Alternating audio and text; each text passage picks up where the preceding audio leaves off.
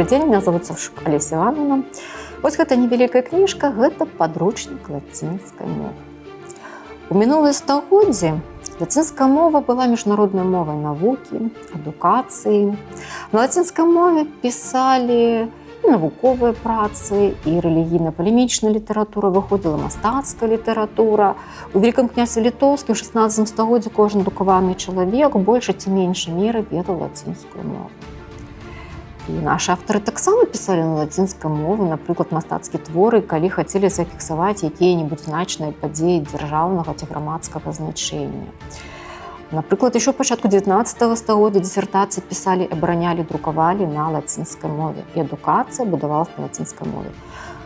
Проста без лацінскай мовы, без яе ведання немагчыма было атрымаць адукацыю. І не толькі, напрыклад, у езуіцкім калегіуме, нават у брацкіх праваслаўных школах таксама вывучалі лацінскую мову. І далей, калі працягвалі адукацыю, вучыліся, напрыклад, у Віленскім універсітэце, а закончыўшы яго, той, хто мог себе гэта дазволіць, ехаў у Еўропу, вучыўся якім-небудзь адным, другім еўрапейскім універсітэце, усюды таксама адукацыя ішла на лацінскай мове.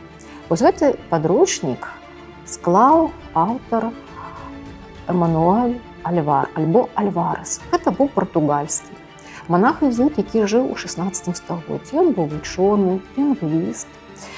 І гэта кніга, упершыню надрукаваная ў 1572 годзе ў Партугаліі, яна настолькі спадабалася ўсім, што ў хуткім часе яе пачалі друкаваць ва ўсіх краінах Европы, у Амерыцы, у Азіі, цалкам перакладалі і выдавалі в скарочаных варыянтах, у перапрацаваных. То есть лічылася, што гэта вельмі такі просты падручнік, і, як кажуць навукоўцы, уся Европа на працягу 3 стагоддзяў вучылась па падручніку Альвара. І на нашых тэрыторыях таксама друкавалі эту кнігу некалькі разоў у Вільні, а ў Полацку, дзе друкарня з'явілася ў апошняй чвэрці 18 стагоддзя, дзейнічала ў пачатку 19 стагоддзя, граматыку Альвара выдавалі 7 разоў. 3 разы на лацінскай мове, 4 перакладзе на польскую мову. Вось, гэта выданне было выдадзена ў Полацку ў 1794 годзе. Якая асаблівасць нашай кнігі? Тытульны ліст у яе рукапісны. Напэўна, арыгінал быў страчаны, і ўладальнік уклеіў акуратна чысты ліст паперы і з другога экземпляра поўнасцю перапісаў увесь тэкст. Аўтар, назва і выхадныя даныя, што кніга была надрукавана ў Полацку в 1794 годзе. Таксама ў сярэдзіне было страчана некалькі старонак, і зноў жа былі ўклеены чысты лісты паперы, і такім акуратным, дробным, можна сказаць, бісерным, але вельмі выразным почеркам быў перапісаны увесь тэкст, пранумараваны старонкі, і такім чынам атрымаўся поўны экземпляр, па якім і вучылі лацінскую мову. А які змест гэтай кнігі? Як кожная граматыка мовы замежнай пачынаецца з алфавіта. Тут, правда, алфавіта няма, напэўна, таму, што людзі, которые вучыліся па ёй, яны ведалі лацінскі алфавіт, паколькі это была іх родная мова.